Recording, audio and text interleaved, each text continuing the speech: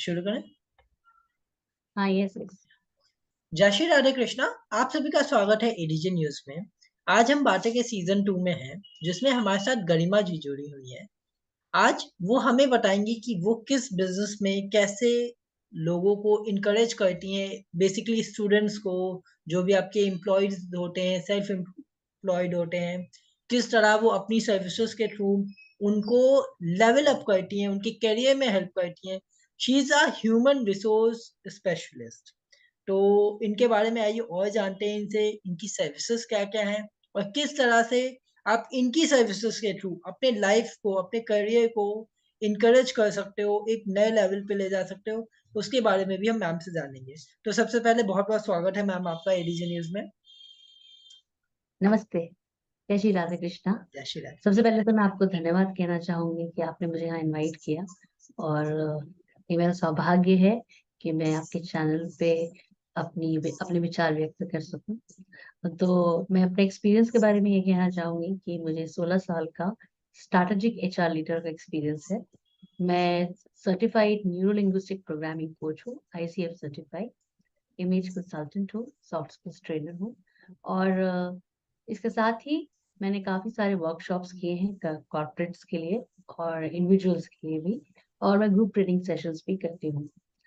तो बेसिकली मेरी एक कंपनी है, मैंने फाउंड की है, जिसका नाम है यूनिक्यूब। इसकी टैगलाइन है अनलीश योर पोटेंशियल। क्योंकि मैं मानती हूँ हर इंसान यूनिक है और हर किसी में पोटेंशियल है। हर बस जरूरत है उस पोटेंशियल को निखारने की, संवारने की और दुनिया को दिखाने की। तो वही मेरे टैगलाइन है मेरी कंपनी का और वही मेरा मिशन है। और मैं इसी पे विचारधारा से काम करती हूँ। That's really nice ma'am. अभी जैसा कि आपने जिक्र किया कि आप एक इमेज कंसल्टेंट भी हैं, तो थोड़ा सा हम इस बारे में एक कोई दो क्वेश्चंस और पूछना चाहेंगे। जैसे कि जब भी हम इमेज कंसल्टेंट करते हैं, तो इंडिया में अगर मैं बात करूं तो दो तीन ऐसे स्कूल हैं जो काफी फेमस है। सो मे आई नो कि आपने कहाँ से सर्टिफिकेशन किया हुआ है, हमारी ऑडियंस ताकि और ज्यादा इजीली आपसे कनेक्ट हो सके। जी, मैंने आईसीबीआई से इमेज कंसल्टिंग किया हुआ है। ओके। ये काफी नामी स्कूल है और बिजनेस इंस्टीट्यूट है, सॉरी। और इसके काफी एक्रेडिटेशन है नेबेड से, एसक्यूए से, स्कॉटिश क्वालिफिकेशन अथॉरिटी से। और इसकी काफी ब्रांचेस हैं और इसमें काफी एग्जॉस्टिव स्टडी मटेरियल मिलता है, जो इमेज के बारे में मतलब हमको शुरू से लेके अंत तक बताता है। और काफी अच्छी फैकल्टी है। और सबसे पहली बात है तो इमेज के बारे में जो भ्रम रहता है सबके दिमाग में कि इमेज सेलिब्रिटी के लिए रहता है, नॉर्मल लोगों के लिए नहीं रहता है। सबसे पहले वो हमारा माइंडसेट हमारा ठीक करते हैं कि इमेज मतलब सेल्फ इमेज है। इमेज मतलब आपकी जो सेल्फ एस्टीम है, ठीक है, वो एक्चुअली ये एक holistic course, holistic actually course है। Image management means where you feel confident and where your authentic self, like आपको लगता है कि मतलब आप अपने आप में खुश हैं, आपको भगवान ने जैसा बनाया है आप वैसे खुश हैं, और आप उसमें से अपनी खूबसूरती को कैसे निखारें। आप दूसरे की तरह बनने की कोशिश ना करें। आप अपनी खूबसूरती, आप कैसे कलर पहने या कैसे ड्रेसेस पहने जो आपको और निखारे। नाइस। और जरूरी नहीं कि आप महंगे कपड़े पहने, तो सस्ते कपड़े भी, लेकिन साफ सुथरे कपड़े पहने और ऐसे कलर चुने जो आपको आपकी खूबसूरती, आपके प्रोफेशन के में निखारे। That's really nice ma'am. Ma'am, अभी आपने बोला था कि आप बहुत सारे वर्कशॉप कर चुके हो, उस पे हम लोग आते हैं कि आपकी सर्विसेज क्या है। थोड़ा सा हम आपके बैकग्राउंड के बारे में भी जानना चाहेंगे। व्हाट्स योर अर्ली लाइफ, आपकी स्टडीज कैसी रही, आपने क्यों इस प्रोफेशन में ही आना चूज किया, इसके पीछे के क्या इंस्पिरेशन है, थोड़ा इस बारे में हमारी ऑडियंस को बताना। देखिए, मैं जबलपुर की हूँ, मध्य प्रदेश। मेरे पापा Indian council of medical research में साइंटिस्ट थे, डेप्यूटी डायरेक्टर। मेरी सारी शिक्षा दीक्षा वहीं से हुई, Christ girls senior secondary school से। और उसके बाद मैं हैदराबाद आ गई। master india.com में मेरी पहली जॉब थी हैदराबाद में। और मैं एचआर फील्ड में आ गई। मैंने स्टार्टअप ज्वाइन किया, वहां से मेरी एचआर की जर्नी स्टार्ट हुई। और धीरे धीरे मैं जब एचआर में काम करने लगी, लकीली मैंने स्टार्टअप ज्वाइन किया तो मुझे सब कुछ आ गया। मतलब जब आप स्टार्टअप में काम करते हो तो आप ए टू जेड सब करते हो। और उसके बाद से मुझे मतलब ऐसे ही लीडरशिप ऑप्शंस आने लगे जहां मैं हर चीज टैकल करने लगूं। सब कुछ मतलब आप स्ट्रैटेजिक एचआर लीडर हो या ऑपरेशनल लीडरशिप हो या आपकी परफॉर्मेंस मैनेजमेंट हो, आपकी एम्प्लॉय एंगेजमेंट हो, आपका ट्रेनिंग एंड डेवलपमेंट हो, और चाहे आपकी एम्प्लॉय काउंसलिंग हो।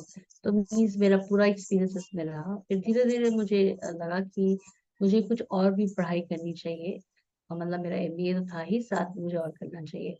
तो मैंने देखा कि जो बहुत सारी जिसमें हम एचआर कंट्रीब्यूट कर सकता है, एक तो रिक्रूटमेंट है, क्योंकि हम कंपनी के रिसोर्स लाते हैं, अच्छे रिसोर्स लाते हैं। तो दूसरा ट्रेनिंग एंड डेवलपमेंट है। तो मैंने कहा ये दोनों चीजों में हम बहुत अच्छा, और परफॉर्मेंस मैनेजमेंट, इन दोनों चीजों में बहुत अच्छा कंट्रीब्यूट कर सकते हैं, जो मतलब कंपनी की बॉटम लाइन या उसके प्रॉफिट को अच्छा करता है। तो मैंने देखा कि रिक्रूटमेंट हम बहुत अच्छा कर लें, लेकिन अगर हम उसकी परफॉर्मेंस को नहीं इम्प्रूव करेंगे तो वो कुछ नहीं कर पाएगा। और परफॉर्मेंस इम्प्रूव करने के लिए हमको ट्रेनिंग एंड डेवलपमेंट की जरूरत पड़ती है। तो फिर मैंने ट्रेनिंग एंड डेवलपमेंट में सर्टिफिकेशन स्टार्ट किए। मैंने स्टार्ट किया सॉफ्ट स्किल से, फिर मैंने इमेज किया, फिर उसके बाद मैंने एनएलपी किया, फिर मैंने एनएलपी प्रैक्टिशनर किया, फिर एनएलपी मास्टर्स किया, फिर आईसीएफ किया। इस तरह से मैं पढ़ती चली गई। और उसके बाद उसमें मुझे बहुत सारे फायदे हुए, क्योंकि जब मैं किसी भी कंपनी में जाती थी, चूंकि मैं खुद एक कोच हो गई, तो मैं वहाँ के लोगों की मैं समझ पाती थी कि बहुत सारे टेंशन स्ट्रेस होते हैं कॉर्पोरेट्स में, जो आप काम करते हो किसी भी प्राइवेट कंपनी में। साथ में समझ लीजिए कॉर्पोरेट का कोई टाइम नहीं रहता है। मतलब ऐसा नहीं रहता है कि सिर्फ आपको 8 घंटे काम करने हैं। कई बार आपकी डिलीवरेबल्स ऐसे बहुत आपकी टाइट डेडलाइंस होती हैं। हर प्रोजेक्ट की डेडलाइंस होती है, कई बार बहुत सारे हेक्टिक प्रेशर्स रहते हैं, जिसमें आपको डील करना पड़ता है, आपको अपनी टीम को मैनेज करना पड़ता है। हर कोई टीम में लैपटॉप पर मोमेंट नहीं होता है। कोई ऐसा होता है कि थोड़े लोग हैं जो बदमाशी करते हैं, आपको उनको एक पेरेंट की तरह ठीक करना पड़ता है।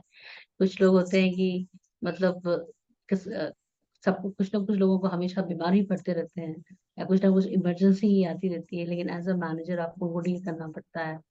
और कुछ लोग ऐसे होते हैं कि उनको सच में प्रॉब्लम्स होती हैं और उनको हेल्प करना पड़ता है। तो मैंने देखा कि जब आप लीडरशिप की ट्रेनिंग दोगे या टीम बिल्डिंग की ट्रेनिंग दोगे, और दूसरी चीज मैंने एक और देखी कि ये कम्युनिकेशन भी बहुत बड़ी बात है, चाहे वो लोअर लेवल में हो चाहे हायर लेवल में हो। हम कैसे अपनी बात समझा पाते हैं और कैसे हम बात कर पाते हैं कि सामने वाला आदमी हमारे मैसेज को ठीक तरह से ले जो हम कहना चाहते हैं। क्योंकि मैंने कॉर्पोरेट में देखा कि हमारा इंटेंशन कई बार लोगों का सही रहता है, मैनेजर का या एग्जीक्यूटिव का, पर वो लिखते मतलब बोलने में हमसे गलती हो जाती है। जैसे कई बार आपने देखा होगा, मेल्स लोग लिखते हैं, ईमेल कम्युनिकेशन बात करें, लोग क्वेश्चन मार्क कर देते हैं, have you done question mark. ये बहुत रूड लगता है, ऐसा लगता है कि किसी ने मुंह पे थप्पड़ मार दिया।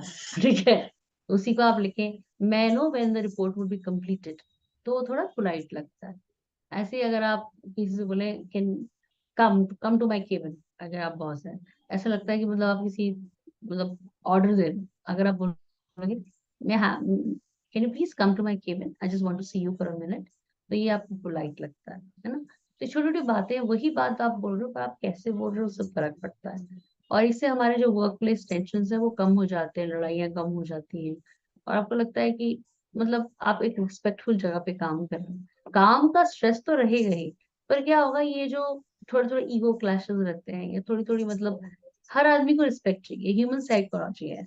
कि जैसे कि जब हम आपने देखा होगा कि आप छोटे हो गए जब बचपन में, तो अगर क्लास में कोई आपको पहचान नहीं रहा है, कोई आपका दोस्त नहीं है, तो आपको बहुत रोना आता है।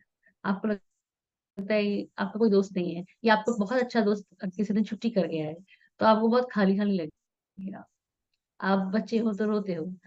तो ये इंसान एक्चुअली लोगों की नीड है कि मुझे कोई रिकग्नाइज करे, कोई मेरे साथ रहे। और जैसे जैसे हम बड़े होते जाते हैं, ये प्यार की नीड रिस्पेक्ट में बदल जाती है। हम चाहते हैं कि लोग हमको रिस्पेक्ट दें, हम कहीं जाएं तो मतलब लोग हमको इज्जत दें, कोई हमको मतलब दुत्कारे नहीं, या ऐसे नहीं बोले जाओ यहाँ से आ जाओ। तो ये आपने देखा होगा, बहुत से लोगों को कभी कभी बहुत अच्छे पैकेज मिलते हैं, बहुत अच्छी पोजीशन पे रहते हैं, पर वो खुश नहीं रहते हैं, हमेशा तनाव में ही रहते हैं।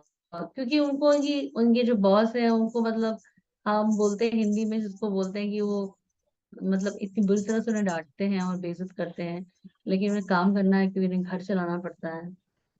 वो जब तक काम करते तब तक दूसरी नौकरी न मिल जाए। और कहीं कहीं हम देखते हैं कि सैलरी उतनी ज्यादा नहीं है, फिर भी वो आदमी 15 सालों से उसी कंपनी में टिका हुआ है, लेकिन उसके बॉस, उसके लोग उसको रिस्पेक्ट देते हैं और उसको उसकी मेंटल हेल्थ अच्छी रहती है। तो ये सारी बातें मैंने जब मतलब मैंने नोटिस की, फिर मैंने इसके बारे में, मुझे ये चीज मतलब लगा कि, और मैं जब ट्रेनिंग देने लगी मैंने इसका इम्पैक्ट भी नोटिस किया कि जो चीजें मतलब आपकी अगर प्रोडक्टिविटी लेवल, अगर आपकी प्रोडक्टिविटी लेवल अगर 30% थी, तो आप जब ट्रेनिंग देते हो और रेगुलर फॉलोअप्स करते हो तो आपकी प्रोडक्टिविटी लेवल 60% बढ़ जाती है। और मैं ये कहना चाहूंगी, ऐसा नहीं कि आप एक बार में ट्रेनिंग दोगे दूसरे दिन सब लीडर्स बन जाएंगे, ठीक है। आपको ये फॉलो अप ट्रेनिंग देनी पड़ती है। जैसे आज आपने ये सीखा, तो आपने बताया, आप बोलोगे आज, आप एक कमिटमेंट लेते हो उनसे कि ठीक है मैं इतनी सारी बातें बताई, इसमें से दो तुम आप क्या फॉलो करोगे इस वीक, आप कमिटमेंट लेते हो, ठीक है। फिर जब नेक्स्ट ट्रेनिंग में आप उनसे पूछते हो कि भाई आपने दो चीजें फॉलो की, बोलते हाँ, उससे क्या चेंज आया, तो वो सब लोग बताते हैं हाँ मुझे ये चेंज आया। फिर आप बोलोगे अब आप ये दो चीजें फॉलो करोगे, मतलब फॉलो अप लेना पड़ता है। तो ट्रेनिंग का फॉलो बहुत जरूरी है। सिर्फ एक बार ट्रेनिंग हुई, अब 50 लोग बैठ गए, एक ट्रेनर आके ट्रेनिंग दे दी और दूसरे दिन सब लीडर्स बन गए, ऐसा नहीं होता है। फॉलो अप करना पड़ता है क्योंकि हम इंसान हैं। और आप एक बात समझिए, हम कितने भी बड़े हो जाएं, किसी को भी मतलब आप बोले कि तुम सुधरो, अच्छा नहीं लगता। जब हम उसको खेल खेल में कोई चीज सिखाते हैं कि तुम ऐसा करो अच्छा होगा, तुम ऐसा करो अच्छा होगा, तो गेमिफाइड ट्रेनिंग करते हैं जिसको हम लोग। और एनएलपी में बहुत गेमिफाइड ट्रेनिंग होती है, तो उसको अच्छा लगता है। और उसको ये नहीं बोलो कि तुम सुधरो, उसको बोलो कि तुम ऑलरेडी अच्छे हो, ये थोड़ा अच्छा करोगे तुम्हारे लिए अच्छा होगा, तुम्हारे पर्सनल के लिए अच्छा रहेगा और प्रोफेशनल के लिए अच्छा रहेगा, ना कि कंपनी के लिए अच्छा रहेगा। अगर आप बार बार बोलेंगे तो कंपनी के लिए अच्छा रहेगा, तो उसको लगेगा मुझे क्या फायदा होगा, क्योंकि हर आदमी अपना फायदा देखता है। अगर आप ट्रेनिंग लोगे तो आज इस कंपनी में तो अच्छा करोगे, बाहर आप दूसरी कंपनी में भी जाओगे तो अच्छा होगा।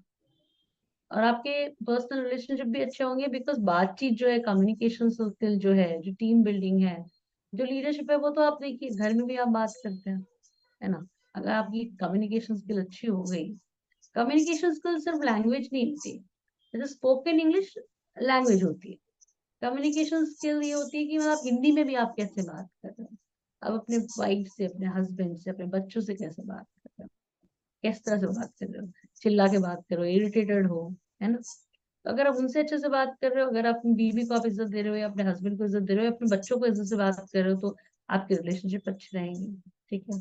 और टीम बिल्डिंग क्या है, आप घर में भी देखो तो आप सब आजकल के जमाने में दोनों हस्बैंड वाइफ काम करते हैं, तो एक टीम की तरह अगर काम करें कि भी दोनों बांट के मिलके काम कर ले, तो क्या होगा कि मतलब एक एक होता है कि जिंदगी आसान हो जाएगी। अगर ऐसा रहेगा कि एक ही आदमी पिस रहा है, खट रहा है और दूसरा आदमी रिलैक्स हो रहा है, तो उसमें क्या होता है, आजकल देखते हैं डाइवोर्स रेट भी बहुत बढ़ जाते हैं, क्योंकि एक आदमी को लगता है कि मैं तो मैं मारा जा रहा हूँ या मरी जा रही हूँ, इनको तो कोई मतलब ही नहीं है। ये हो जाता है टीम लीडरशिप। क्या होता है, जैसे आप घर में हैं, ठीक है, कई बार आपको इंपॉर्टेंट डिसीजन लेने होते हैं, और मतलब ये रहता है कि जिसमें आपको स्टैंड लेना पड़ता है। कई बार होता है लाइफ में कि आपको स्टैंड लेना होता है कि आपको क्या करना है। तो अगर आप में लीडरशिप क्वालिटी आएगी, तभी तो आप स्टैंड ले पाओगे। नहीं तो आप अपने लिए स्टैंड कभी नहीं ले पाओगे, आप मतलब घूमते ही रहोगे, करूँ क्या करूँ, जैसे बच्चे पूछते रहते हैं ना माँ बाप से, वही आप करते रहोगे, आप स्टैंड नहीं ले पाओगे। जैसे एक सिंपल बात है, आपने कई लोगों को देखो, कुछ लोग बहुत जल्दी स्टैंड ले लेते हैं, डिसाइड कर लेते हैं। कुछ लोग 10 लोगों से पूछते ही रहते हैं, पूछते ही रहते हैं और कभी भी डिसाइड ही नहीं कर पाते हैं, है ना। तो ये लीडरशिप की बात है। तो ये जो ट्रेनिंग है, प्रोफेशनल लाइफ और पर्सनल लाइफ दोनों में जरूरी है। तो मैं सबसे यही बोलना चाहूंगी कि इसको ऐसे मत लीजिए कि सॉफ्ट स्किल से क्या होगा। सॉफ्ट स्किल्स एक लाइफ की स्किल है, मतलब आप लाइफ में उसको कर रहे हो। जैसे हमको बोलते हैं ना शिष्टाचार, मैनर्स, जो हमको बचपन से सिखाए जाते हैं, हमारे कल्चर में सिखाया जाता है, बड़ों के पैर छूने से आप आप एक्चुअली दूसरों को इज्जत तो दे रहे हो। सबसे पहले आप एक इंसान को जो आपसे बड़ा है, आप उसको इज्जत दे रहे हो, मतलब आप अपने आप को भी सुधार रहे हो, ठीक है। ऐसा नहीं कि आपको झुकना सिखाया जा रहा है, आपको बताया जा रहा है कि जो आपसे बड़ा है, जिसने आप जिंदगी ज्यादा देखी है या पढ़ा लिखा है, उसको आप इज्जत दे रहे हो, रिस्पेक्ट दे रहे हो। तो आप देखिए हमारे कल्चर में भी रिस्पेक्ट घुला हुआ है। आपने कभी भी देखा होगा, आजकल तो लोग पैर कम छूते हैं, लोग नमस्ते करते हैं, या आजकल तो हाय बाय का जमाना हो गया है। फिर भी फिर भी आप देखोगे, अगर उसी में कोई बच्चा अगर आपको बोले हेलो अंकल, हेलो आंटी, तो अच्छा लगता है। और कोई बच्चा आए आपको ग्रीट नहीं करे, ऐसे देख के ऐसे ही चला जाए, तो आपको अजीब सा लगता है कि कैसा बच्चा है, इसको मैनर्स नहीं है। आजकल नमस्ते तुम नहीं हो रहा है, हेलो आंटी हेलो अंकल बोल दे तो भी बहुत अच्छा लगता है। तो ये सारे जो संस्कार हैं, अभी बताइए, इससे लोग बोलते हैं ना ये बच्चा अच्छा है, क्यों बोलते हैं? क्योंकि अगर वो बड़ों को इज्जत दे रहा है, वो अगर मतलब कुछ ऐसा उसको क्या पढ़ना है, समझ लीजिए आजकल के में 10th में आ गया बच्चा, सब्जेक्ट चूज करना है। अब कुछ बच्चे उनको पता ही नहीं कि मुझे क्या करना है जिंदगी में, ठीक है। तो इसलिए लोग करियर काउंसलिंग जब करवाते हैं, तो करियर काउंसलिंग क्या होती है, बच्चे को सिखाते हैं कि तुम डिसीजन लो, तुम्हें क्या करना है, तुम्हारे क्या ऑप्शंस है। अब कुछ बच्चे ऐसे होते हैं कि उनको पता ही नहीं है क्या करना है, कुछ भी पढ़ लेते हैं, उसको कहते हैं मम्मी पापा बोले तो पढ़ लिया, बाद में मुझे तो ये करना चाहिए था। तो पता ही नहीं है। तो लीडरशिप क्वालिटी अगर आप बचपन से उनको बताएं कि तुम्हारे डिसीजन तुम लोगे, तुम डिसाइड करोगे तुम्हें क्या करना है। क्योंकि हमारा जमाना अलग था, हमारे जमाने में माँ बाप हमसे पूछते ही नहीं थे, ये कर लो। खासकर मेरे मेरे जनरेशन में, जैसे कि हम मैं वाई जनरेशन की हूँ, एटीज में बॉर्न। आजकल की जो जी जनरेशन है, वो मतलब उस जमाने में लोग ऑप्शन दे रहे हैं। मेरे जनरेशन में तो हमको बोल दिया जाता था कि साइंस ले लो, क्योंकि अगर आप इंटेलिजेंट दुनिया दुनिया में दिखना चाहते हो, आपको साइंस लेना पड़ेगा। ठीक है, आपको बोल दिया जाता था। जैसी मेंटालिटी थी समाज की, ठीक है। लेकिन अभी तो आपके पास इतने ऑप्शंस हैं कि आप आर्ट्स भी लोगे तो आपको कोई कुछ नहीं बोलेगा, आप कुछ भी कर सकते हो, पेरेंट्स इतने सपोर्टिव है। तो मैं ये कहूंगी स्टूडेंट को या बच्चे को, करियर काउंसलिंग है, या आपको, आपने कई बार देखा होगा आपके में, जैसे मिड एज प्रोफेशनल्स की भी करियर काउंसलिंग होती है। आप एक जगह जाके रुक गए, अब आपको समझ ही नहीं आ रहा कि आप कहाँ जाओ, क्या करो, तो उसकी भी काउंसलिंग होती है कि आप कैसे अब इससे आगे बढ़ो। तो ये सब क्या है, ये सब सॉफ्ट स्किल्स है, ये सब व्यवहार की बात है, व्यवहारिकता है। और एक चीज और, आप कितने भी पढ़ लिख जाओ, टेक्निकल स्किल्स आप बहुत सारी ले लो, पूरी बुक का आप रट के बैठ जाओ, लेकिन दुनिया में अगर जीना है, आपने देखा होगा कि बहुत से लोग जैसे बिजनेसमैन होते हैं, आपने देखा होगा जिन बिजनेस क्लास फैमिलीज होती है, मारवाड़ीज, जैन्स, राइट, ये फैमिलीज जो होती है, अग्रवाल फैमिली, ये लोग, इन लोग को पढ़ाई, ये लोग जिंदगी की पढ़ाई में पढ़े होते हैं बिजनेस। इन लोग का ऑक्सफोर्ड, ये लोग हार्वर्ड यूनिवर्सिटी जाके, बी स्कूल जाके नहीं पढ़ते हैं। ये लोग जिंदगी की पढ़ाई में पढ़े होते हैं, क्योंकि इन्होंने व्यवहार देखा है कि इनके पापा कैसे व्यवहार करते थे, कस्टमर ग्राहक आता था तो कैसे उसको अटेंड करते थे, कैसे उसको कन्विंस करते थे कि प्रोडक्ट अच्छा है, फिर कैसे उसको सर्विस देते थे, कैसे रिलेशनशिप बना के रखते थे। तो यही है सॉफ्ट स्किल, यही तो है। उसके वो कभी आपने, अब देखिए आप धीरू भाई अंबानी का एग्जाम्पल, इतना बड़ा एम्पायर खड़ा कर दिया, वो कोई हार्वर्ड यूनिवर्सिटी में या बड़े एमबीए में तो नहीं पढ़े थे, उन्होंने तो व्यवहारिकता ही थी उनके अंदर। अभी भी आप देखिए बहुत सारे लोग हैं जो मतलब स्क्रैच से ऊपर आए हैं। या आप अग्रवाल, मैंने खुद देखा है हैदराबाद में, काफी मारवाड़ी लोग मेरे फ्रेंड्स हैं, बिजनेस क्लास वाले, ये लोग जब आपसे बात करते हैं तो मतलब आपको ये कन्विंस कर देते हैं कि उनका प्रोडक्ट ही सबसे अच्छा है, ये उनमें एक स्किल है। और कुछ दिनों, आप एक बार तो कई कई बार आप ऐसी दुकान में चले जाते हो, आपको लगता है कि बस देख के आ जाऊंगा, ठीक है, मैं नहीं लूंगा, है ना।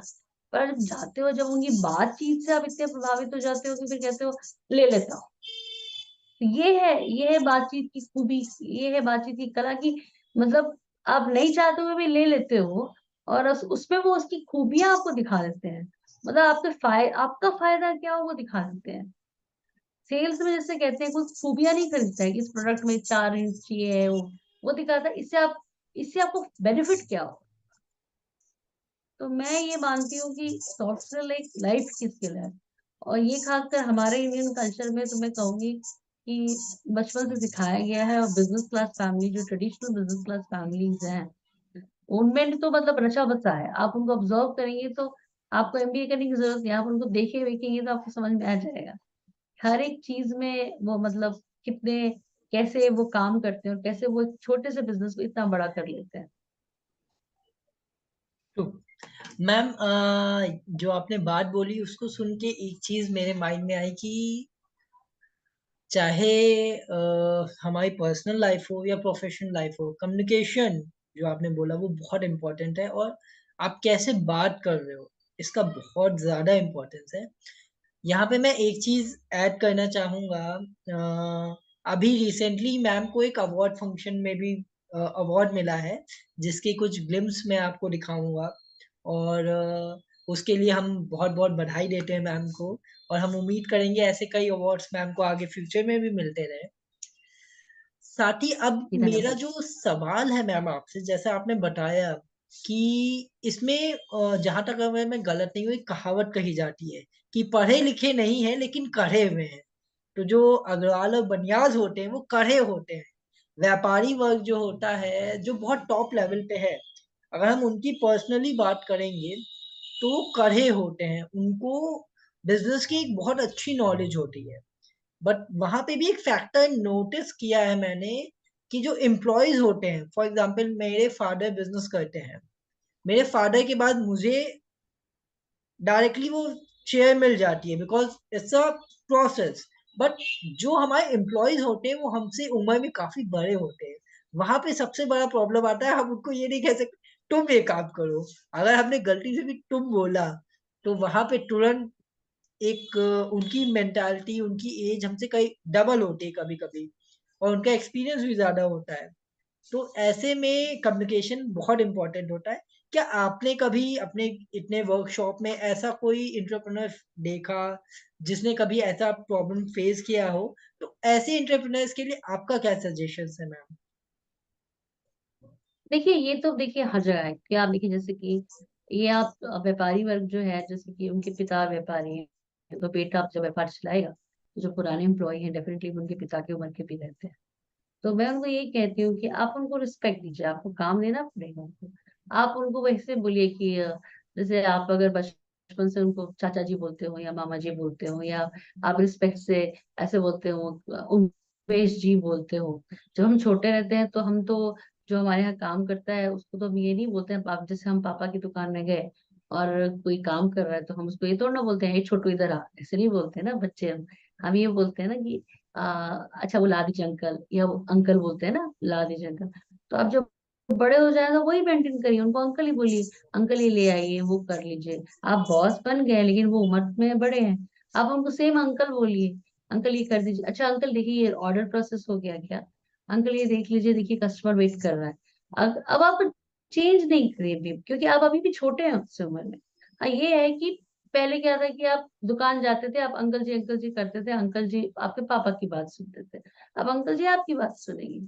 आप बस यही करिए, आपको कुछ भी बदलने की जरूरत नहीं है। क्योंकि देखिए उनको भी पता है कि वो आपके साथ काम कर रहे हैं, आप सैलरी दे रहे हैं, उनको पता है। तो बस आप अंकल जी करिए, आप ऐसा मत बोलिए कि अरे ये कर दो वो कर दो, कितना लेट हो गया तुमको, अभी तो इतना बोलना पड़ता है। ठीक है, आप ये जैसे कभी लेट भी हो गया तो अंकल जी आज ज्यादा लेट हो गया, थोड़ा जल्दी आ जाए करिए अंकल जी, पापा का बिजनेस है, आप तो इतने साल तक काम किए हैं ना, हमें आगे बढ़ाना है, हम साथ मिलकर आगे बढ़ना, आपकी जरूरत है मुझे, आपकी जरूरत, आपके एक्सपीरियंस की जरूरत है। वो खुश हो जाएंगे। हर आदमी को रिस्पेक्ट चाहिए, बस और क्या। ट्रू। अच्छा मैम, यहाँ पे एक चीज मैंने नोटिस की है, बेसिकली जब कॉर्पोरेट्स में बात आती है, वहां पे जो वर्किंग शेड्यूल होता है, ट्रेनिंग का जो वर्कशॉप का टाइम होता है, वो उनके ट्रेनिंग वर्किंग टाइम में ही होता है। तो कई बार एम्प्लॉयज के अंदर एक थिंकिंग आती है। रिसेंटली मैंने कुछ इंटरव्यूज किए थे, उनमें भी ये बात ट्रेनर्स ने मुझे बताई कि उनमें एक सोच आती है कि यार मैं ट्रेडिंग क्यों करूं, उतने ही काम टाइम में मैं दूसरी चीजें कर लूंगा। तो ऐसे टाइम पे what's your views for that type of thinking? Because आपने भी कभी ना कभी जब वर्कशॉप आप करते हो फेस किया होगा कि एम्प्लॉय लगता है कि बैठा है, पर मन से वो वहां पे नहीं बैठा है। तो उसके पीछे आपको क्या लगता है, आपका क्या इसके पीछे व्यू है कि उनको ट्रेनिंग की नीड ही क्यों है? क्योंकि आदमी सोचता है कि फॉर एग्जाम्पल सेल्स में बात करें, सेल्स वाला सोचता है जितनी देर में हम आधा एक घंटा ट्रेनिंग करेंगे उतनी देर में हम शायद एक सेल ग्रैब कर लें। तो ऐसे पॉइंट ऑफ व्यू पे आपका क्या सजेशन है मैम? देखिए क्या होता है कॉर्पोरेट्स में, सबसे पहले क्या होता है कि कॉर्पोरेट्स में उसी वर्किंग टाइम में ट्रेनिंग के लिए टाइम निकालना, कोई एम्प्लॉय यही सोचेगा जो आप कह रहे हैं, बिल्कुल सही बात। लेकिन ये ट्रेनर की काबिलियत पर डिपेंड करता है कि वो कैसे अपना जो इम्प्रेशन है, मैं कहूंगी जो फ्यू 30 सेकेंड्स में या 1 मिनट में डाल देता है कि ट्रेनर आप की लोग आपसे बंध जाए। ठीक है, इसलिए जब हम ट्रेनिंग करते हैं तो जो हमें सिखाया जाता है कि पहले आप कुछ ऐसा अटेंशन सीख कर लो आप। कभी कहते हैं कुछ आप कोटेशन ऐसा बोलो, या सबसे पहले आप कोई कहानी सुनाओ, या सबसे पहले आप शॉक करो, कुछ ऐसा करो कि आप अटेंशन सीख कर लो आप उनका।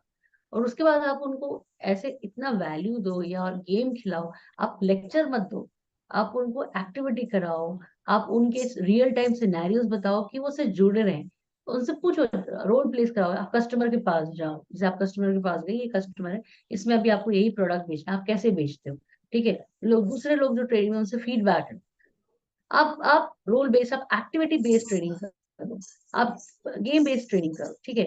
दूसरा क्या है, जैसे कि अब फिर भी उस ये हो गया, तो उसके बाद लोग खुद समझेंगे कि अरे ये तो प्रैक्टिस ही हो रही है हमारी, रियल प्रैक्टिस हो रही है, हमको ज्ञान नहीं मिल रहा है। अगर मैं जाके किसी को सिर्फ पावर पॉइंट स्लाइड दिखा लूं, ठीक है, वो तो यूट्यूब में देख सकता है, उसको स्लाइड देखने की क्या मतलब।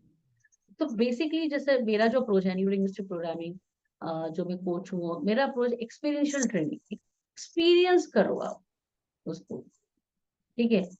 पावर पॉइंट स्लाइड्स मैं नहीं दिखाती हूँ, पावर पॉइंट स्लाइड्स रहती जरूर है, बिकॉज वो आपको हेडिंग वेडिंग पढ़ने में थोड़ा अच्छा लगता है, कुछ भी नहीं हो तो नॉर्मली इंप्रेशन ये रहता है तो स्लाइड्स नहीं है, तो एक स्लाइड्स में रखती हूँ, एक जो एक होता है ना नियम रहता है कि स्लाइड्स रहनी चाहिए, बट नॉर्मली मैं स्लाइड्स को देख के नहीं पढ़ा ट्रेनिंग देती हूँ।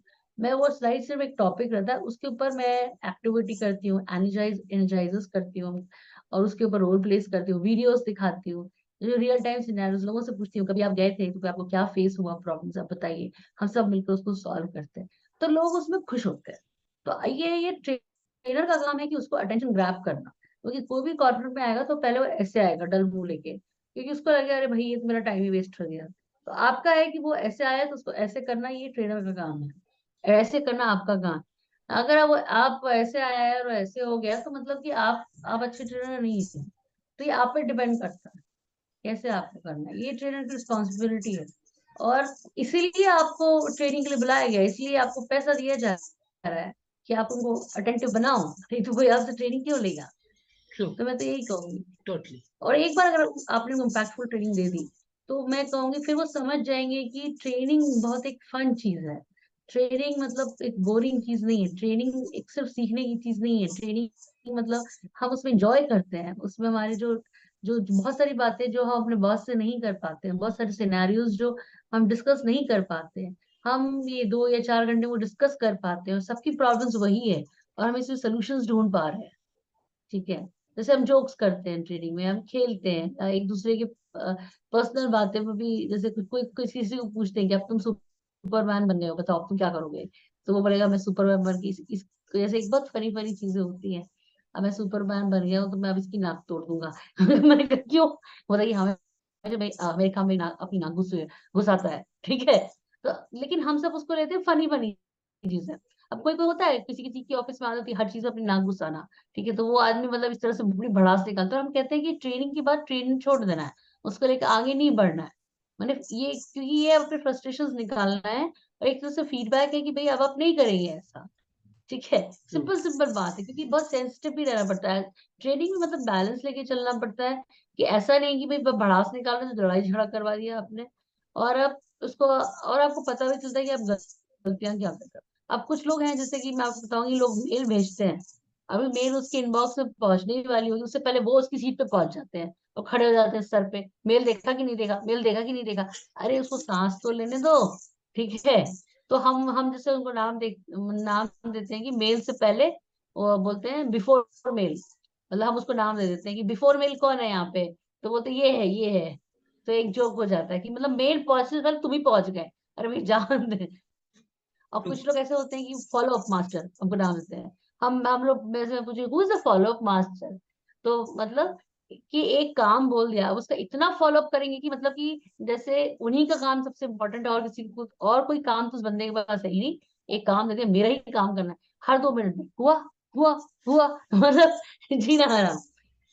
तो ऐसे करेक्ट। से ऐसे से हम फनी चीजें बोलेंगे तो लोगों को पता चलता है कि भाई ये मतलब मुझे थोड़ा सा लिमिट में रहना चाहिए, एक छोटी छोटी चीजें होती है।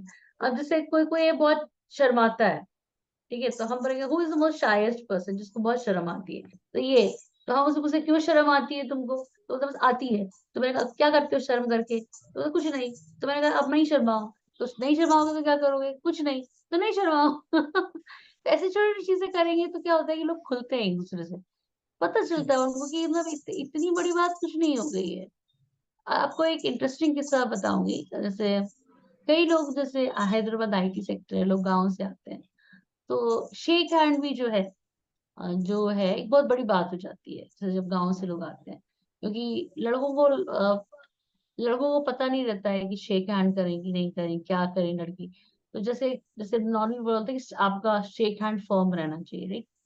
तो कुछ लोग लड़कियों को शेक हैंड करें, फर्म शेक हैंड जो सिखाया गया है कहीं, इतना जोर से दबा देते हैं लड़की का हाथ की लड़की को बुरा लग जाता है।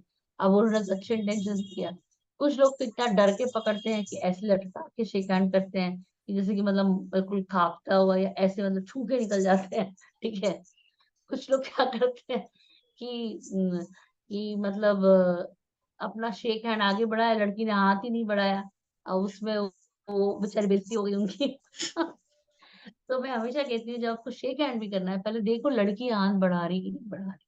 और अगर लड़की हाथ बढ़ा रही है तो आपको क्या करना है, बस आपका ये लड़की के हाथ के इसमें जाना चाहिए, इसकी जो है ना, और उसको बस आपको बस सिंपल पकड़ के, मतलब सिंपल मतलब ज्यादा फर्म नहीं और ज्यादा लाइट नहीं, 1 2 3 करना, सिंपल करके छोड़ दो। ये नहीं कि हिलाते रहना, बहुत से लोग हिलाते ही रहते हैं पकड़ के।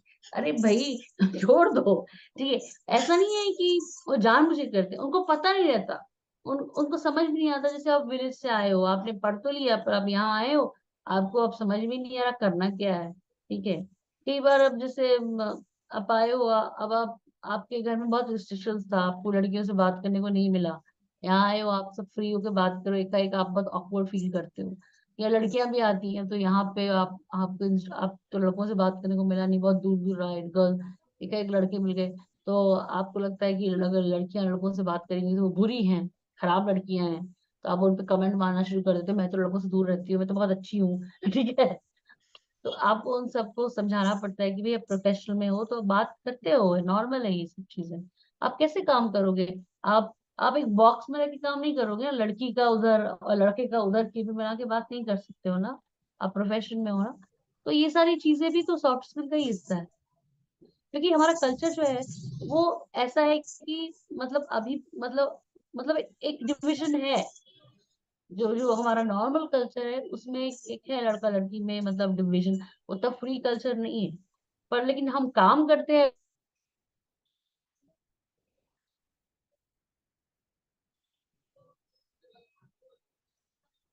अ, अ, सुनाई दे रहा है आपको? नहीं, अभी बीच में आपकी आवाज कट गई थी। ये बीच में गायब ही हो गया था ये। हाँ। एक मिनट। वैसे तो जैसा कि मैम आपसे हमारी बात हो रही है, आपने बताया, जो इंफॉर्मेशन आपने शेयर की, I totally agree with that. Now I have a one more question in my mind before end up this section, is कि बेसिकली जब हम कॉर्पोरेट में आते हैं या जॉब में होते हैं, हमारे साथ सबसे बड़ी जो प्रॉब्लम आती है, आपने जैसे बोला, ये ट्रेनिंग में बात होती है, बट रियल लाइफ में भी जब कॉर्पोरेट्स होते हैं या जो स्पेशली एम्प्लॉयज होते हैं, उनको ये प्रॉब्लम आती है कि उनके ऊपर एक तलवार सी टंगी रहती है, फॉलो अप करने वाले, ये वो, they want to work, but आधे से ज्यादा time, if I am not wrong, जो मैंने एनालाइज किया है, कि जो एम्प्लॉयज होते हैं उनका ज्यादातर टाइम रिपोर्टिंग लेने में, इसमें उसमें वेस्ट हो जाता है। कई कंपनियों ने इस चीज को समझा और इम्प्रूव किया, बट अभी भी बहुत सारी कंपनीज ऐसी हैं जिनके यहाँ ये प्रेशर पॉइंट रहता है। ऐसे प्रेशर पॉइंट पे जो काम करने का एक आपकी एनर्जी होती, जो आपका लेवल होता है, उस बेस्ट परफॉर्मेंस आप नहीं दे पाते। तो क्या आपकी जो ट्रेनिंग है उसमें कुछ ऐसा आप सर्विस देते हो जिससे वो उस लेवल को सॉल्व कर सकें, उस प्रेशर को समझ सकें और इजिली उसे ओवरटेक कर सकें? जी देखिए, सबसे पहले सॉफ्ट स्किल्स में तो इमोशनल इंटेलिजेंस होता है। इमोशनल इंटेलिजेंस ये होता है जो मतलब आप अपनी इमोशंस को समझ सके और सामने वाले की इमोशंस को भी समझ सके। इसका एक पार्ट एम्पैथी होता है, इसमें कहते हैं you get into other people shoes, मतलब दूसरा वाला आदमी क्या प्रॉब्लम फेस कर रहा है वो आप समझेंगे, तो आपको ऐसा नहीं लगेगा कि सारा काम आप ही कर रहे हैं। जो नॉर्मली कॉर्पोरेट में लगता है कि सब कुछ मैं ही कर रहा हूँ, आप सामने वाला तो आराम कर रहा है। दूसरा न्यूरो लिंग्विस्टिक प्रोग्रामिंग होती है। इसमें काफी सारी चीजें होती है, जैसे कि हमको इतना प्रेशर है, राइट। तो तो हम क्या करते हैं कि जैसे कि हम इसमें सोचते हैं कि जैसे हम इसको रिफ्रेम करते हैं सिचुएशन को, ये इतना प्रेशर है, ये है, ठीक है। तो अभी हमको स्टेप बाय स्टेप कैसे करना है इसको, पूरा पूरा हम इसको ब्रेक डाउन टेक्निक में बोलते हैं। जैसे मुझे ये काम करना है, तो मैं इसको, मुझे जैसे आप बताइए मेरा गोल ये है, मुझे एक काम कंप्लीट होना है, इसको हम बोलते हैं from top to bottom approach, right. जैसे आपका आपका क्या है, सबसे पहले आपका ट्रायंगल इन्वर्टेड रहेगा, जैसे हम ऐसे आपने आपको जाना है इधर, मतलब आपको ऊपर तक पहुंचना है, ठीक है। तो आपने स्टार्ट किया, आपका गोल यहाँ पे है, ठीक है। तो इस गोल को अचीव करने के लिए आप क्या क्या करना चाहेंगे, तो आप लिखना शुरू करेंगे कि मुझे ये गोल अचीव करना है, इसके लिए मुझे ये करना पड़ेगा, ये करना पड़ेगा, ये करना पड़ेगा, ये करना पड़ेगा। तो आप जब ब्रेक कर लेंगे अपना, तो आपको आपको क्लैरिटी मिल जाएगी कि आपको कैसे काम करना है। नॉर्मली हम लोग क्या करते हैं, उल्टा करते हैं। हम लोग क्या सोचते हैं कि पहले हम ये करते हैं, वो करते हैं, वो करते हैं, बहुत पहुंचेंगे। बीच में क्या होता है कि हमारा मोटिवेशन लेवल डाउन हो जाता है। जब हम गोल को पहले रखते हैं, ओके, जब हम टॉप डाउन अप्रोच रखते हैं, तो उसमें हमें गोल साफ पता रहता है। अब उस गोल को अचीव करने के लिए हमें क्या करना है, क्या करना है, क्या करना है, स्टार्ट। तो हमको नीचे से स्टार्टिंग फेज पता चल जाता है। जैसे कि अगर हमारा प्रोजेक्ट हमको 17 लेट्स से नवंबर को सबमिट करना है, ठीक है। तो 17 नवंबर के पहले 15 नवंबर तक हमारी ये चीजें रेडी हो जानी चाहिए, मतलब हमारा हमारा प्रेजेंटेशन रेडी हो जाना चाहिए 15 नवंबर तक। 15 नवंबर तक प्रेजेंटेशन रेडी करने के लिए हमारे पास क्या क्या प्रोडक्ट बन जाने चाहिए, या क्या क्या एसओपीज आ जानी चाहिए, जैसे वो 10 नवंबर तक, ठीक है। हमारे अब एसओपीज के लिए, या हमको, या जो भी प्रोडक्ट बनाना है उसके लिए हमको क्या क्या टेक्नोलॉजी चाहिए होगी, या क्या क्या टेक्नोलॉजी होगी प्रोडक्ट में, स्पेसिफिकेशन मतलब होनी चाहिए, ठीक है। अब उसमें क्या स्पेसिफिकेशन होगा वो भी नीचे डालेंगे हम, ठीक है। अब उस स्पेसिफिकेशन के लिए हमको किस किस से कांटेक्ट करना पड़ेगा, प्रोक्योरमेंट क्या करना पड़ेगा मटेरियल का, वो हम डालेंगे। उसके बाद हम अब देखिए इनिशियली हम स्टार्ट कैसे करेंगे, प्लान कहाँ से प्रोक्योरमेंट करना है, कैसे, कौन कौन हमारी टीम में होना चाहिए, तब हम सोचेंगे। जैसे कि मेरे को बनाना है कोई प्रोजेक्ट है, जो जिसमें मुझे मार्केटिंग भी चाहिए, मुझे टेक्नोलॉजी टीम भी चाहिए मेरे प्रोजेक्ट में, और मुझे एसईओ मार्केटिंग चाहिए, सॉरी एसईओ मार्केटिंग चाहिए, प्रोडक्ट टीम चाहिए जो प्रोडक्ट का कंसेप्ट बना सके, और मुझे टेक्नोलॉजी टीम चाहिए, ठीक है। ये लोग चाहिए मुझे, ठीक है। तो जब मैं जो गोल मेरा फिक्स है कि मेरा प्रोजेक्ट ऐसा लेवल का है, जब मैं उसको ब्रेक डाउन कर रही हूँ, मुझे इतने सारे लोग चाहिए, और इनकी स्किल ये होनी चाहिए, और तब मैं डेडलाइन सेट करूंगी, आज हम यहाँ पे पहुंचेंगे, ये पहुंचेंगे, फिर मुझे वहां तक जाना है। जब हम ऐसी अप्रोच रखते हैं, तो हमारा प्रोजेक्ट, हम गोल क्योंकि हमेशा हमें दिखता रहता है। जब हम ऐसे स्टार्ट करते हैं कि पहले हम इसको ले लूँ, उसको ले लूँ, उसको ले लूँ, प्रोजेक्ट सबको पहले हम जमा कर लें, और उसके बाद हम काम करें। कई बार ऐसा होता है कि हम इतने लोगों को जमा कर लेते हैं कि हमको पता ही नहीं चलता कि हमको काम क्या करवाना है उनसे। कई बार एक ही काम मल्टीपल लोग कर रहे होते हैं, ठीक है, और फिर उसमें ये सारे लोग एक दूसरे की गलतियां निकाल रहे होते हैं, या बोलते हैं कि ये मेरा काम नहीं है, या ये तुम मेरा काम कर रहे हो, तो मेरा इनसिक्योरिटी फील करने लगते हैं कि बॉस अगर देखेगा कि मैं भी वही कर रहा हूँ, ये भी वही कर रहा है, तो मेरी तो जॉब चली जाएगी, है ना। और बॉस एलोकेट नहीं कर पाता है वो। तो जब हम सोचते हैं कि हमारा एंड गोल क्या है, एंड गोल आपने देख लिया, तब आप अच्छे से, आप मैन पावर कितना चाहिए, कौन सी टेक्नोलॉजी का चाहिए, आप वो डिसाइड कर पाते हैं। आपने देखा होगा, नॉर्मली आपको बिजनेस में भी आपने देखा होगा, कोई भी बिजनेस अपना एंड गोल डिसाइड करता है, उसको इस महीने कितना रेवेन्यू कमाना है, ठीक है। उसको रेवेन्यू अगर इतने महीने कमाना है, जैसे आजकल डिजिटल का भी जमाना है, आपको जैसे डिजिटल मार्केटिंग, वो सोचता है कि मुझे मुझे कोचिंग बिजनेस जैसे कि मुझे 1 लाख रुपया कमाना है, ठीक है। तो उसके लिए मुझे क्या करना पड़ेगा, ठीक है। तो वो सोचता है कि मेरा टारगेट कस्टमर क्या है, मेरा टारगेट कस्टमर से हाउस वाइफ है ना।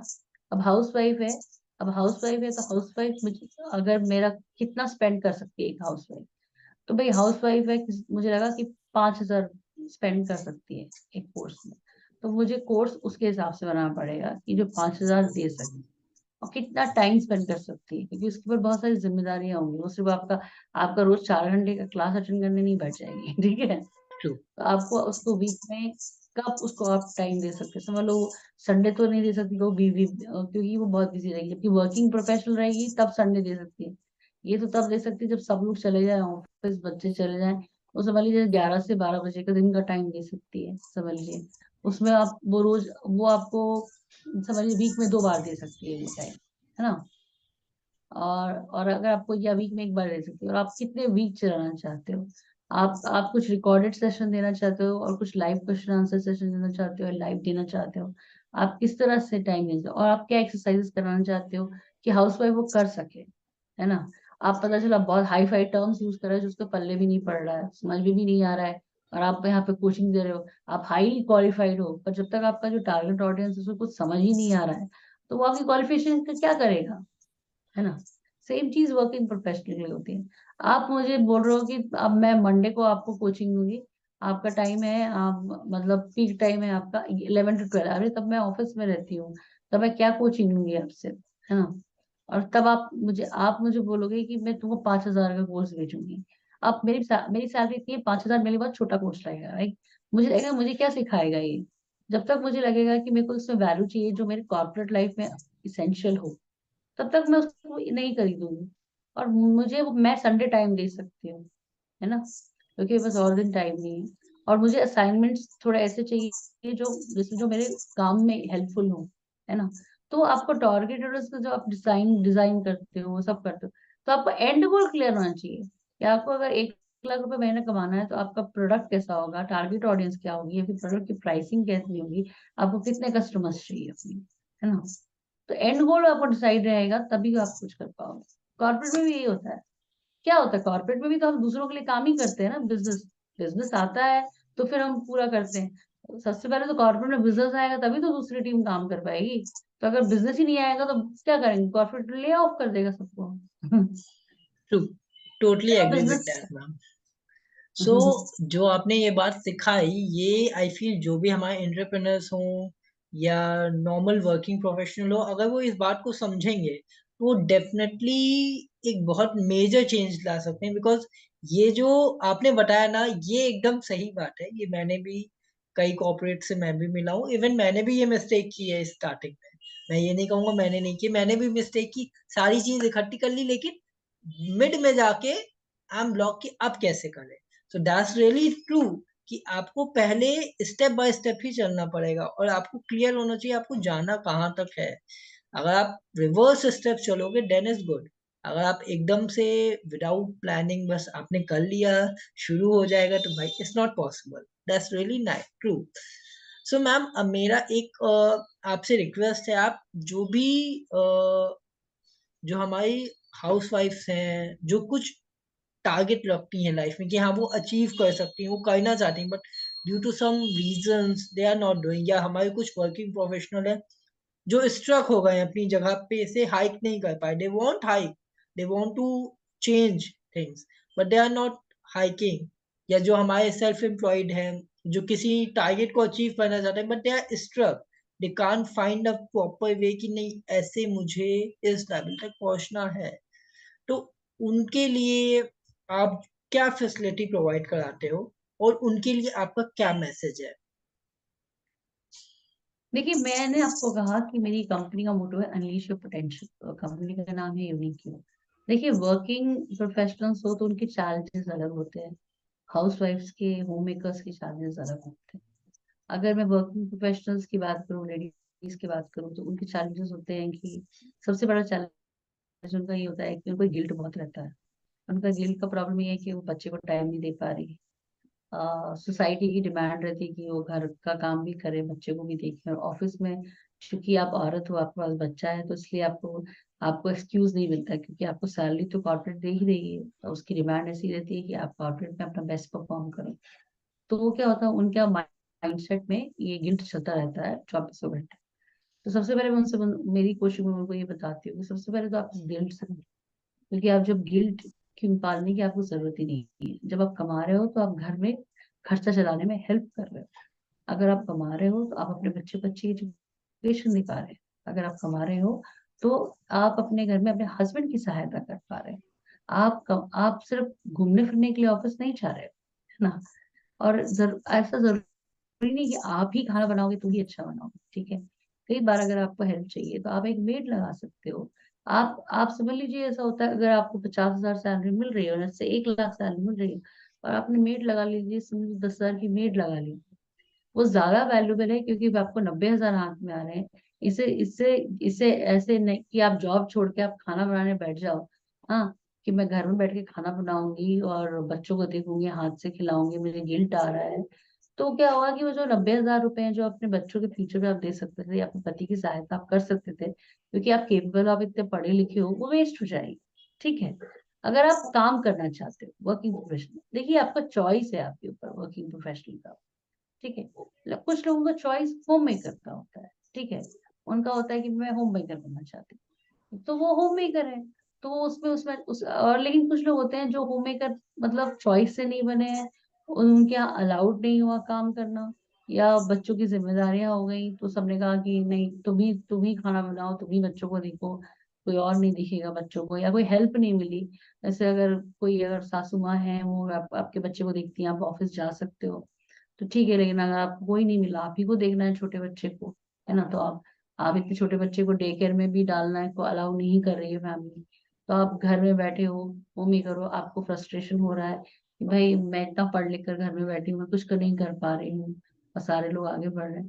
तो देखिए घर में बैठे बैठे भी आज जब से कोरोना के बाद से पहले भी था, काफी सारी अपॉर्चुनिटीज है जो आप कर सकते हो। आपको जानना है कि मतलब आप कितना टाइम निकाल पाओगे और कैसे अपनी उस खूबी को निखार पाओगे। मैं उनसे यही बोलती हूँ कि आप अपनी स्ट्रेंथ पे काम करो, आप वीकनेस पर मत देखो। वीकनेस सब में है, सब मेरे में है, आप में है, सब में वीकनेस है। लेकिन हमारी गलती क्या होती है कि हम हमेशा वीकनेस पे फोकस करते हैं।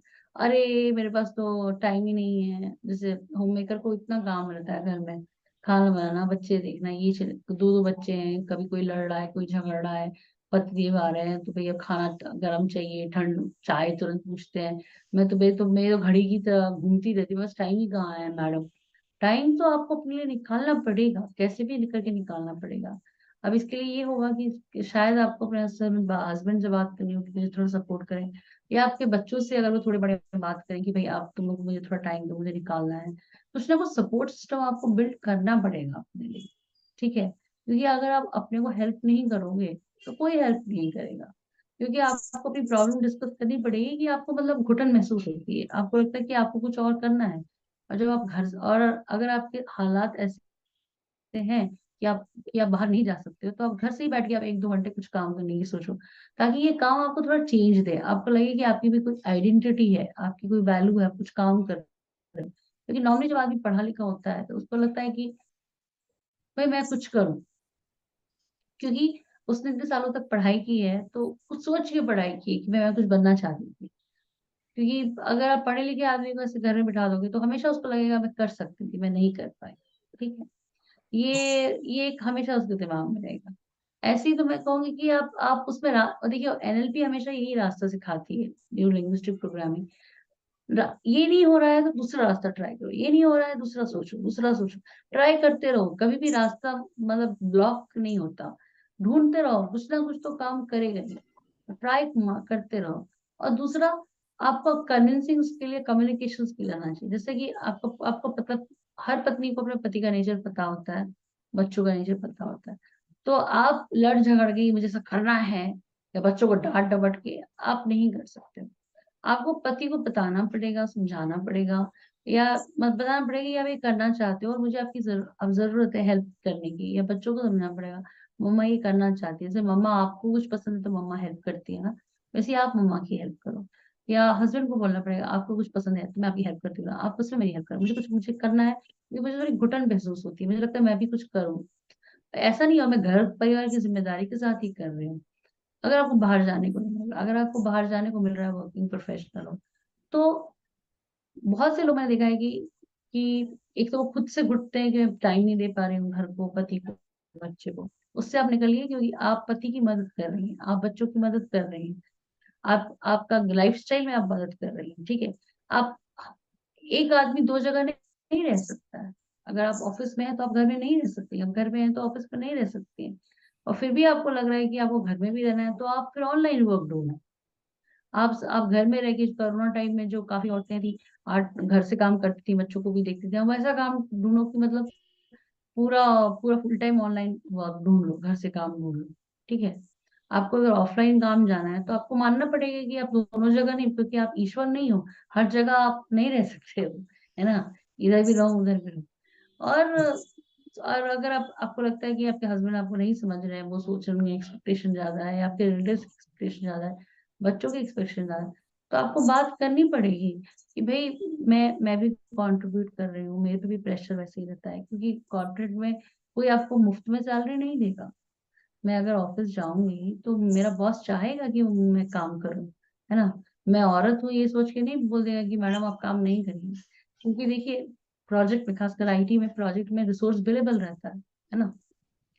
अगर मैं बिलेबल, अगर मेरे को एक्चुअली पैसा मिलता है क्योंकि मैं प्रोडक्टिविटी दूं, ये तो पैसा क्यों देगी कंपनी मुझे। मैं अगर अगर हमेशा रोज छुट्टी करती रहूंगी या रोज बहाने नहीं, अगर मेरे जेन्युइन रीजंस भी होंगे कि घर में सबको जरूरत है, तो मुझे कंपनी बोलेगी आप अपने घर को देखिए, आप घर को देखिए, आप घर में बैठिए ठीक है। तो ट्रू। अगर आपको, वो आपको हस्बैंड सपोर्ट लेना पड़ेगा कि ये भी सपोर्ट सिस्टम डेवलप करना पड़ेगा आपके हस्बैंड को, ऐसा कुछ ऐसा बनाना पड़ेगा आपके रैपो अपने हस्बैंड के साथ कि भाई दोनों मिलकर घर को देखें। आपको अपने बच्चों को समझाना पड़ेगा कि मम्मा जॉब कर रही है तो ये आ रहा है, आपको बात करनी पड़ेगी। नहीं, इसलिए मैं कहती हूँ कम्युनिकेशन। आप नॉर्मली अगर हर चीज अपने आप लात के ऊपर चलेंगे कि आप सुपर वुमन है या सुपर मॉम है, नहीं होगा। आपको परेशानी होगी, आपको बच्चों को इन्वॉल्व करना पड़ेगा अपनी परेशान समझाने में। ये चैलेंज है, आप सुपर मॉम है, सुपर वुमन नहीं है। ये नारी शक्ति जो है, ठीक है, आप गॉडेस नहीं है, गॉडेस नहीं है। हम बोलते हैं नारी शक्ति का रूप, लेकिन गॉडेस नहीं है, हम गॉडेस नहीं है, नहीं हो सकते हैं गॉडेस। कई बार हम मेंटल ब्रेकडाउन में आ जाएंगे अगर हम ज्यादा गॉडेस बनने की कोशिश करेंगे। ये गॉडेस गॉडेस ही है, हम इंसान है, ठीक है। तो ये नहीं कि हम अवतार नहीं लिया हमने हम कोशिश कर रहे हैं, कोशिश में कई बार हमसे गलतियां होंगी, तो आप बोलिए कि हम हमसे गलतियां होंगी, हम कोशिश करेंगे, लेकिन मुझे आपका सपोर्ट चाहिए। कई बार मैंने देखा है, औरतें ना मतलब अपने को प्रूफ करने में पूरी जिंदगी लगा देती हैं कि वो ऑफिस का भी कर सकती है, घर का भी कर सकती है, अच्छी माँ भी बन सकती है, अच्छी पत्नी भी बन सकती है, सब कुछ वो बन सकती है, ठीक है। और उस प्रूफ, और वो किसी भी चीज में वो अपने को प्रूव नहीं कर पाती हैं, क्योंकि आप हर चीज में पास नहीं हो सकते, फिर उनको फेलियर की तरह, लूजर की तरह फील होता है, फिर वो रोना धोना शुरू करती हैं, फिर लड़ाई झगड़े होते हैं कि तुम मुझे समझते नहीं हो, पति को बोलते हैं, बच्चे ऐसे नालायक निकले हैं, ठीक है। कई बार आपको मतलब सपोर्ट सिस्टम बिल्ड करना पड़ता है, अपनी इच्छाएं बतानी पड़ती हैं। आप सोचते हो कि आपको बचपन से सिखाया गया है कि औरत तो त्याग की मूर्ति है, सैक्रिफाइस की मूर्ति है, ठीक है। तो सैक्रिफाइस की मूर्ति से निकलना पड़ेगा, उस कॉन्सेप्ट से निकलना पड़ेगा। सैक्रिफाइस तो हर कोई करता है, पर ये पूरा जो ठेका सैक्रिफाइस को सिर्फ आपने नहीं ले रखा है, क्योंकि आप अगर सैक्रिफाइस करते जाओगे तो कहीं ना कहीं आप अंदर से टूट जाओगे, आप एज अ वर्किंग प्रोफेशनल टूट जाओगे अंदर से। आप टूट जाओगे तो आपका घर परिवार भी टूट जाएगा। जब आप टूट जाओगे तो आप पति को सपोर्ट नहीं कर सकते, आप बच्चों को सपोर्ट नहीं कर सकते, आप मेंटली स्ट्रांग नहीं हो तो आप दूसरे को क्या सुख दिख पाओगे। ऐसे आप होम मेकर हो और आप कुछ भी नहीं, कंप्लेन नहीं करोगे, आप सेक्रीफाइस ही करते रह जाओगे, और आप सारी इच्छाएं अपनी दबा लोगे, धीरे धीरे आप डिप्रेशन में आ जाओगे, एक कुंठाग्रस्त हो जाओगे। तब आप कैसे सोच सकते हो कि आप एक अच्छी माँ बन जाओगे, अच्छा पति बन जाओगे। आप एक कुंठाग्रस्त हो जाओगे क्योंकि आपको लगेगा आप कुछ हो ही नहीं। तो वैसी माँ जो कुंठाग्रस्त है, जो खुद से मतलब अपने आप को कुछ नहीं समझ रही, वो एक कॉन्फिडेंट बच्चे को कैसे तैयार कर पाएगी। वो अपने पति को क्या कॉन्फिडेंस दे पाएगी जो खुद दुखी है। पता चला उसको मेंटल इलनेस हो गई, फिर उसके पति को उसको उसको साइकेट्रिस्ट के पास दिखाना पड़ रहा है। क्योंकि देखा है मैंने, ऐसा होता है, औरतें अपने को प्रूव करने में, अब दूसरों को सुखी करने में अपने को इतना दुखी कर लेती हैं कि बाद में उनको काउंसलिंग की जरूरत पड़ती है, साइकेट्रिस्ट की जरूरत पड़ती है, जो उनकी फैमिली को और दुख लगता है। एग्रीड। क्योंकि कोई भी हस्बैंड नहीं चाहेगा ना कि उसकी बीवी बीमार पड़ जाए, उसको साइकेट्रिस्ट के पास जाना चाहे। पर जब तक आप बोलोगे नहीं, और और हमारे समाज में नॉर्मली इस तरह से लड़कों को बड़ा किया जाता है कि लड़के मतलब मर्द, मतलब वो स्ट्रांग है, मर्द को दर्द नहीं होता, ठीक है। तो मर्दों को भी दर्द होता है पर वो एक्सप्रेस नहीं करते हैं, ठीक है, वो अंदर इमोशन दबाए रहते हैं। और वो, उनको मतलब ऐसी कंडीशनिंग हो जाती है कि वो पूछ भी नहीं पाते कि तुम्हें कोई तकलीफ है क्या, ठीक है। वो उनको लगता है कि मैं क्या ऐसे पूछूं, और पूछना चाहते भी हैं तो वो पूछ नहीं पाते क्योंकि उनको लगता है कि लोग उनको जोरू का गुलाम ना समझ लें, या ऐसा ना समझ लें कि बीवी के पीछे भाग रहा है, तो वो चाहकर भी नहीं पूछ पाते। तो मैं कहती हूँ कि आप बोलो, आप लड़ाई झगड़ा करके मत बोलो कि तुम प्यार नहीं करते, टाइम नहीं देते, ऐसा मत बोलो। आप बोलो कि मुझे तो आपकी सपोर्ट की जरूरत है। नॉर्मली क्या होता है, लड़कियां या तो बहुत सैक्रिफाइस करेंगी या तो पूरा इमोशनल हो जाएंगी और मतलब पूरा पूरा शुरू कर देंगी, मतलब पूरा ब्लेम ही डाल देंगी पति के ऊपर। तो आपको एक बहुत ही बैलेंस अप्रोच चाहिए, क्योंकि वो पति भी इंसान है और उसकी कंडीशनिंग भी इस तरह से हुई है, खासकर कि मतलब तुमको इमोशन नहीं दिखाने हैं, तुम बाप भी बन गए हो तो तुम्हें बच्चों को स्ट्रिक्ट में रखना है, तुम बाप हो, ठीक है। आपने कई बार देखा, अभी तो ऐसे जमाना बदल गया, अब बाप भी इमोशन दिखा रहा। पहले हमारे जमाने में तो बाप भी इमोशन नहीं दिखाते थे। मतलब जैसे ही पापा आए, सबको सब पढ़ाई करने की नाटक करना शुरू कर देते थे। पापा आए तो सब ऐसे बन जाते थे कि बाप रे बाप, डिसिप्लिन हो गया और मम्मी के सामने उछल कूद कर रहे हैं। अभी तो बहुत कुछ चेंज हो गया है, क्योंकि कंडीशनिंग ऐसी की जाती है। तो अगर मर्द भी बोलता है कभी कि मुझे कभी भी लगता है, मेरे मर्दों को, मतलब लड़के लोग भी मेरी काउंसलिंग में आते हैं, तो मैं उनको कहती हूँ कि रोना वीकनेस की निशानी नहीं है, आपका इमोशनल होना वीकनेस की निशानी नहीं है। इंसान हो आप, भगवान ने सेम ही बनाया था आपको, हमको इमोशन सबको दिए थे, लेकिन हमको कंडीशनिंग ऐसी करी, तुम मर्द हो, लड़के रोते नहीं है। और जैसे अभी मेरा बच्चा 12 साल का है, मैं आपको रिसेंट एग्जाम्पल दूंगी। अ, मेरा बच्चा जैसे पहले रोता था, मतलब चोट लग जाती, अभी रोता नहीं है। कुछ नहीं होता, कुछ नहीं होता, ऐसे बोल रहा है। मैंने कहा बेटा ऐसा क्यों बोलते हो? क्योंकि मम्मा मर्द को दर्द नहीं होता। मैंने कहा ये किसने सिखाया? बोलते हम लोग सब स्कूल में बात करते हैं कि लड़कियां रोती रहती है, मर्द को दर्द नहीं होता। देखिए अब उसकी कंडीशनिंग मैंने तो नहीं की है, ना मेरे हस्बैंड ने की, इसकी कंडीशनिंग उसके दोस्तों ने कर दी। अब वो बच्चा अभी 12 साल का होके अब उसने रोना बंद कर दिया है, अपनी फीलिंग्स मुझसे शेयर करना बंद कर दी है। जो पहले वो छोटी छोटी बातें शेयर करता था, क्योंकि मर्द को दर्द नहीं होता। मर्द छोटी छोटी बातें घर में जाके नहीं बताता, अब वो मर्द बनने वाला है।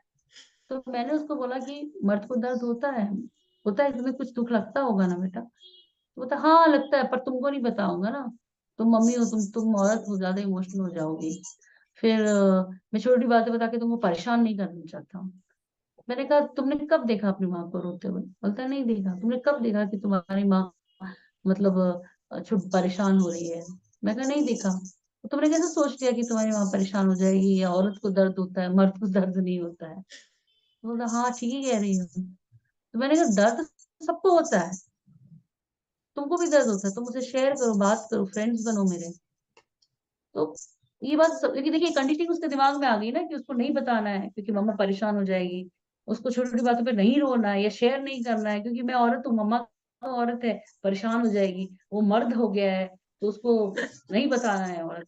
मतलब ये कंडीशनिंग उसके दोस्तों से आ रही है, क्योंकि अब वो 12 साल का हो गया, उसको थोड़ी थोड़ी मूछें आ रही है, तो अब ये लोग लड़के लोग बातें करते हैं कि अब मर्द हो रहे हैं हम लोग। तो ये समाज ऐसी कंडीशनिंग कर देता है। अब यही बच्चा जब बड़ा हो जाएगा, सोचिए अभी से, तो कितना रिजर्व हो जाएगा। वो अपनी फीलिंग किसी को शेयर ही नहीं करेगा, अगर मैं उसको अभी से काउंसिल नहीं करूंगी तो वो शेयर ही नहीं करेगा। कभी अगर उसकी अपनी बीवी से पूछना होगा कि तुम क्यों उदास हो, क्या हो, तो इसको पूछने का मन करेगा, पूछ नहीं पाएगा, क्योंकि ये इमोशन शो नहीं कर सकता, क्योंकि ये मर्द है। ठीक है, ये बात है। True, agreed. जो बात आपने कही मैं इस बात से एग्री हूँ। बहुत सारे लोगों की जो स्पेशली मेंस में ये सोच होती है, बट ये बात सही है कि अपने इमोशंस हम में लोगों में भी होते हैं, मेंस में भी होते हैं, उन्हें शेयर करना चाहिए। आई बिलीव, पर्सनली मैं अगर बोलूँ तो बहुत से मेरे फ्रेंड्स हैं जो मुझे बेवकूफ़ कहते हैं, बट आई रियली शेयर। अगर मुझे रोना भी आता है मैं रोता भी हूँ, और मैं अपनी मम्मी को हाँ ये नॉर्मल है। शेयर करता हूँ। भगवान, अच्छा बच्चा पैदा होता है, लड़का हम्म, पैदा होता है, लड़की पैदा होती है, दोनों रोते हैं ना। आपने देखा होगा कि मतलब जब तक बच्चे की कंडीशनिंग नहीं होती है, लड़का भी सेम ही रोता है, लड़की तो चोट लगती है। ऐसा तो नहीं बच्चा पैदा होता है 2-3 साल तक गिरता पड़ता है तो सेम रोता है ना। लेकिन जब अभी मेरा बच्चा भी सेम ही रोता था ना, अभी जब से उसकी कंडीशनिंग हो गई, अभी जब से उसको मुंह से आ रही, सारे दोस्त बात करने लगे, मर्द को दर्द नहीं होता, तब उसको दर्द होना एकाएक बंद हो गया, एकाएक उसको इमोशनल आना बंद हो गया। बंद कुछ नहीं हुआ, अब उसकी कंडीशनिंग हो गई कि वो मर्द है और मम्मा चूंकि औरत है तो मम्मा परेशान हो जाएगी। ठीक है, पहले इसी बच्चे को कोई प्रॉब्लम नहीं थी। आई तो कैन इमोशंस अंडरस्टैंड। थे, अभी भी है। आप एक्सप्रेस कर पाते हैं तो मैं तो आपको इसमें बोलूंगी कि मैं आपको कहूंगी, मैं आपको बहुत अप्रेस करना चाहूंगी कि आप एक्सप्रेस करते हैं। Thank you. एक्सप्रेस करना चाहिए इमोशन। नहीं, डेफिनेटली मेरे हिसाब से मेरे को है, चाहे वो मेल हो या फीमेल, जब तक उसके मम्मी पापा हैं उनसे शेयर करना चाहिए। प्लस जब उनके लाइफ पार्टनर आ जाते हैं उनसे शेयर करना चाहिए। आपको, मैं ये नहीं कहता आप सबसे शेयर करो, बट एटलीस्ट आपके पास एक इंसान होना चाहिए जिसपे आप फेथ रखें, उससे शेयर करो। क्योंकि अगर आप शेयर नहीं करते तो अंदर ही अंदर आप, एक तरह से साइंटिफिकली भी बोलूं, because I am also from pharma field, so वो आपके अंदर एक बीमारी क्रिएट होती है धीरे धीरे। साइकोलॉजिकल टर्म में भी उसे डिफाइन किया गया है, मेडिकल का टर्म में भी डिफाइन किया गया है। कई बार ये आपकी कैंसर और आपको कई डिफरेंट बीमारियों तक ले जा सकता है। तो is better you die, you will share. ज्यादा ज्यादा क्या होगा, यस बात जी लीक हो जाएगी, इससे ज्यादा और कुछ नहीं होगा, कोई बेइज्जती नहीं होती। यहाँ पे जो बेसिकली ये मर्द को दर्द नहीं होने वाली बात को मैंने बहुत एनालाइज किया, तो मैंने एक चीज नोटिस की, होता ही है जब आदमी शेयर करता है तो एक प्राइवेसी का होता है और एक बात होती है शेयर हो जाएगी।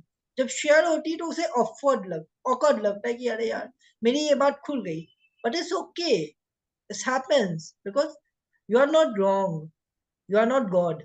Everybody is a human. Everybody makes a mistake. It's better you be in problem. You will share your thing. Maybe you get the solution. That's the best way you can do, and that's the best thing you can do for your personal life and corporate life also. Yes ये मत सोचो कि अगर आपकी माँ या आपके पापा जॉब करते हैं या नॉर्मल जॉब पे, आप हाई फाई जॉब पे आ गए तो आप शेयर नहीं करोगे। उनके पास जिंदगी का जो हुनर है वो हमारे पास नहीं है। My mother is a school teacher and I am a businessman.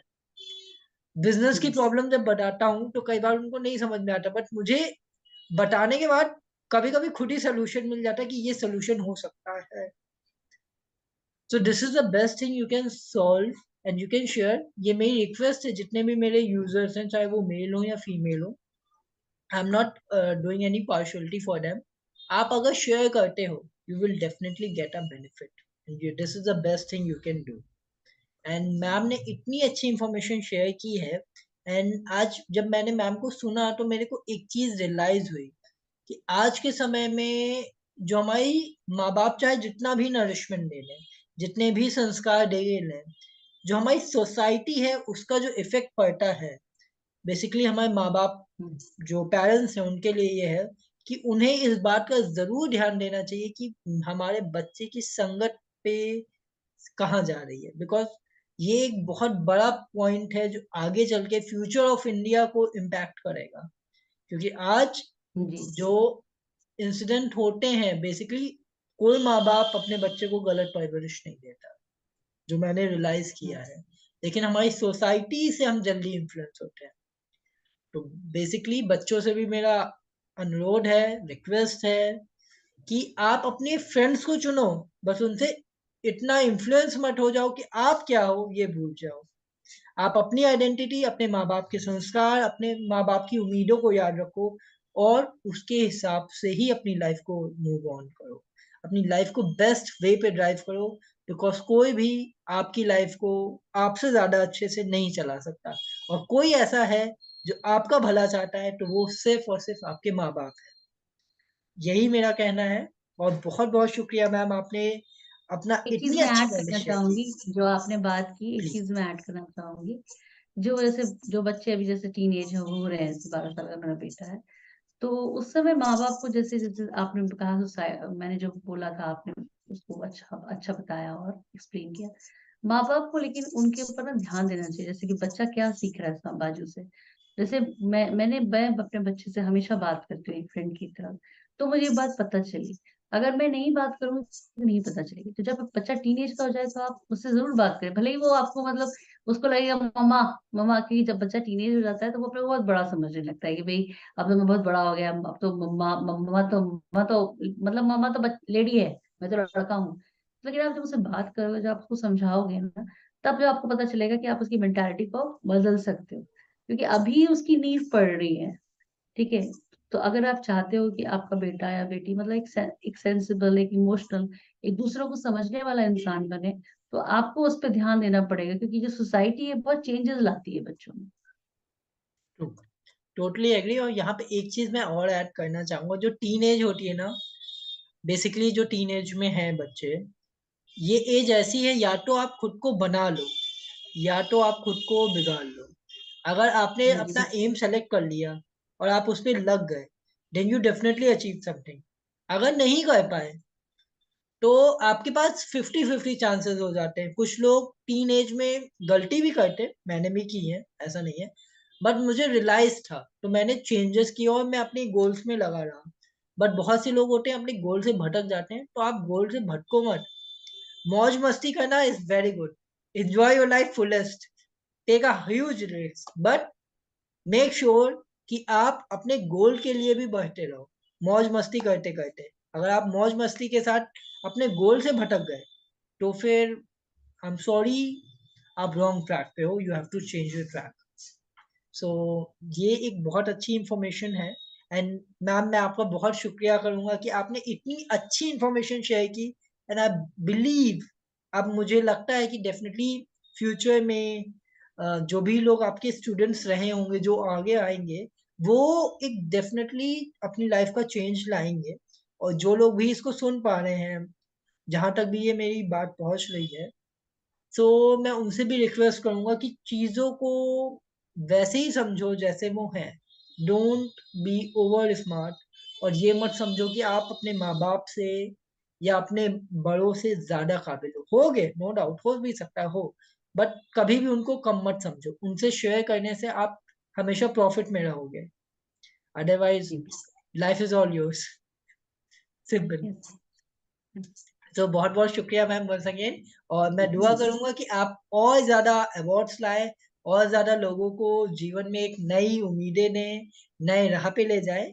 इसी के साथ मेरी बहुत बहुत शुभकामनाएं आपके साथ। जय श्री राधे जी, कृष्ण। धन्यवाद। जय श्री राधे।